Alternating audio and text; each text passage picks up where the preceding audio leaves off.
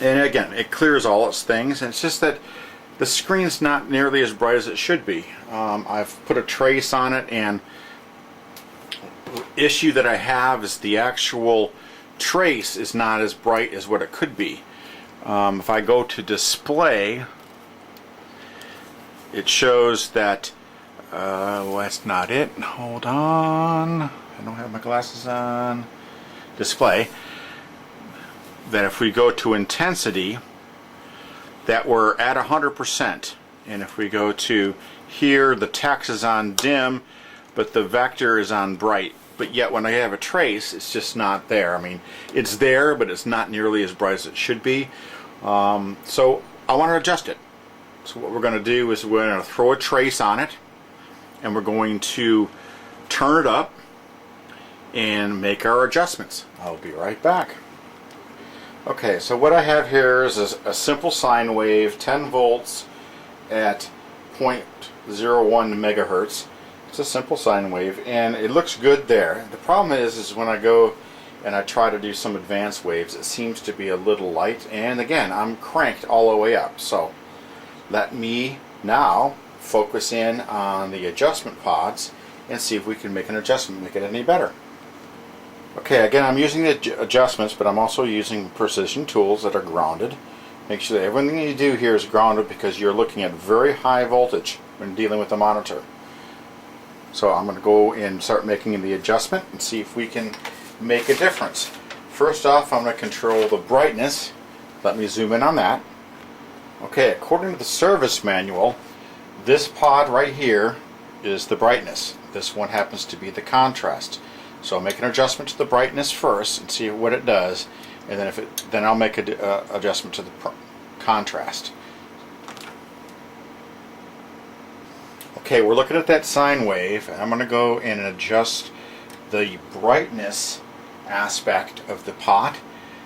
And you know, as they age, they get a little out of spec. Everything else seems to be really good. So I want you to look at this and see that when I go down and up, it really makes a difference. So I'm going to adjust my brightness to where it's not too bright, and you see like that, it looks too bright.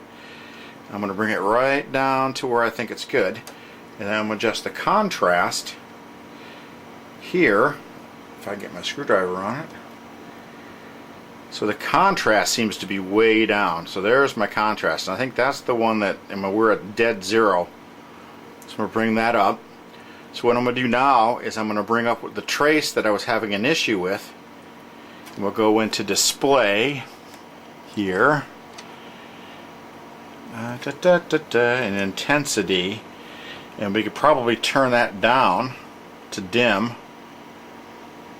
and overall, yeah, see, now we have some adjustment, where before we had no adjustment. It was cranked. It's the only thing you could do. So now you can actually work with it a little bit. See, contrast. Oh, this is getting nice. So I think we're going to crank the contrast just a little more, because it was already set to 0, and we're going to crank that up a little bit, so that way if we wanted to, we could dim it down, where before we couldn't dim it down at all. I mean, it was either 100% or nothing. So let's crank her down a little bit.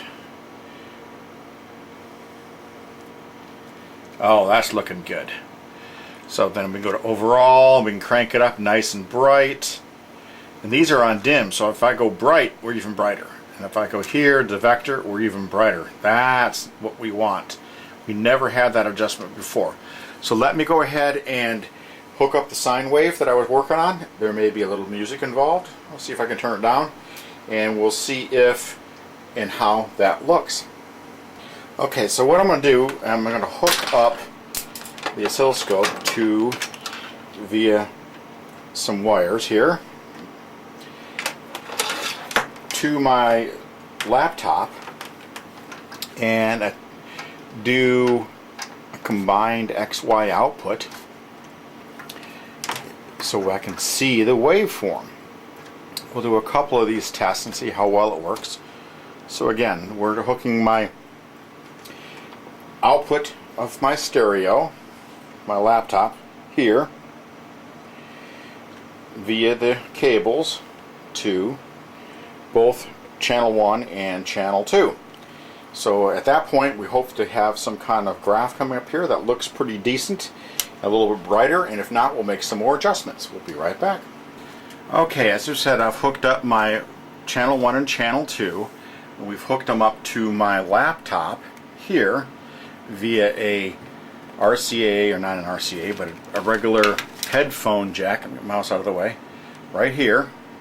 And then we spin that around and we hook it up to these, which are 2 alligator clips to the RCA jacks, and they spin around and they hook up to here.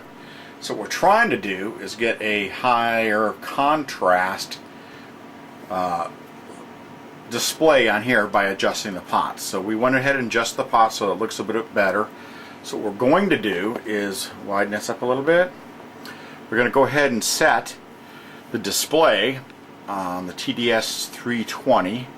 We hit the display button, and we're going to go to YT format. Let me zoom in here. Oop, out of focus. So YT format, and we're going to hook it to XY